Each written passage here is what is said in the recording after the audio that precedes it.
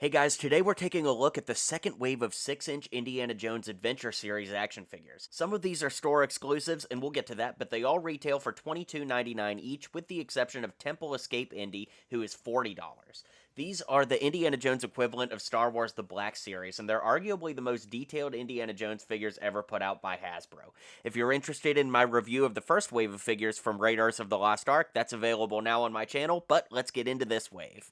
I'll only do one unboxing, and let's start with Kazim from The Last Crusade, who's also a Target exclusive. These boxes are windowless, which is something I don't really like, but the artwork and styling is gorgeous and definitely a nice trade-off. When you open the box, you remove a cardboard tray containing the figure and the accessories in a stylized bag with a map on it, which is super cool. Onto the figure itself, I love how detailed his suit is with the stripes, and he really stands out as an awesome, unique figure. It's crazy to me that we aren't getting Willie Scott, Mola Ram, or many other huge indie characters in this line. You're getting Kazim of all people. I'm not complaining, it's just an interesting choice. The head sculpt is great, and dare I say the best of the entire second wave. None of the figures in this wave have changeable hands, and for Kazim, one hand is in the trigger position while the other is a bit more relaxed. He can hold a pistol as well as two larger guns, which is pretty awesome, and it's great to have him get so many weapons. The infamous Walter Donovan, a worthy addition to the Adventure series indeed. Here we have Donovan dressed in his outfit from the end of the film, and fittingly, he also comes with a pistol and the false grail. The head sculpt is good, but not great in my opinion. This is saved by the alternate aged head, which can be swapped out, and I think that this is one of the more accurate ones of the entire wave, let alone compared to the normal head. The false grail is definitely a very cool inclusion, and the gun will let you pose him exactly like the movie, which I love.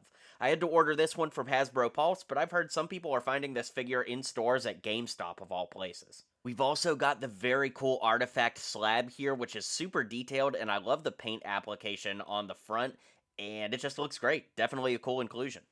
Our final figure from The Last Crusade in this wave, and our first of three indie figures, is the Professor Indiana Jones. The head on mine is a little weird with a brown dot on his cheek, but otherwise the head sculpt is pretty good.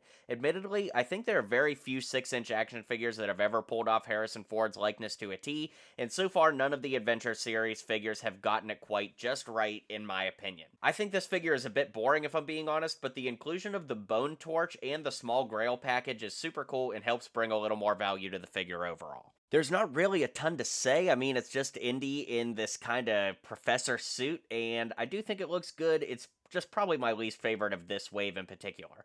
We also get the artifact shield, which looks really good, and I love the way they made it look weathered on the back. Definitely a cool inclusion, and honestly, I didn't even know that it came with this until I opened the package, so it was a nice surprise. This is our first Temple of Doom figure in the Adventure series, and a Target exclusive just like Kazim. It also comes with the most accessories of any figure in the series so far, so if you don't count the interchangeable hands on Raiders Indy from the first wave, this one's a real standout. The head sculpt is the same as Professor Indiana Jones, down to the bow tie and all, just in a different color this time around. The suit jacket isn't a stark white, but rather an off-white, which looks fine, but not quite the way I remember it from the movie. For accessories, we've got a flaming poultry skewer, a giant sword, the Nurhachi urn, as well as the antidote in a very tiny peacock's eye diamond. Be careful, this piece is definitely going to be easy to lose.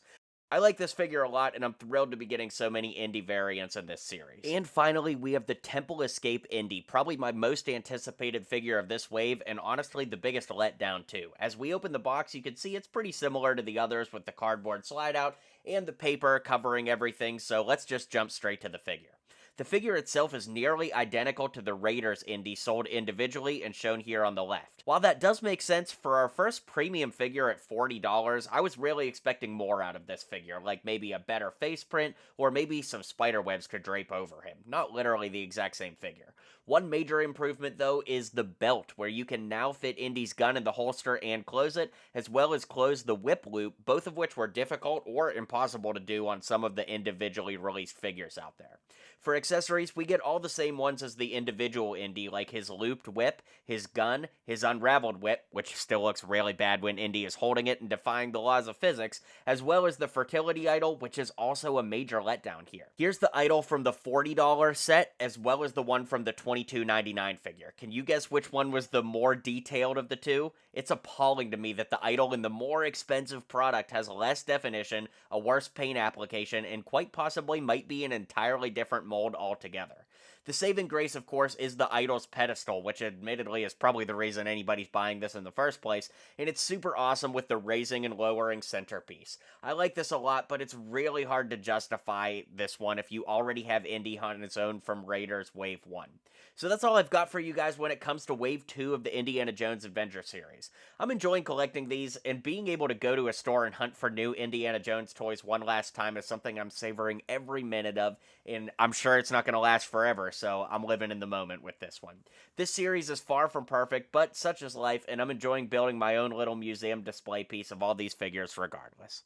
Let me know what you think of this series, and be sure to hit like and subscribe for more Indiana Jones content. Well, you made it to the end of the video. Thanks for hanging out with me today, and don't forget to hit like and subscribe, and maybe check out one of my other videos listed here.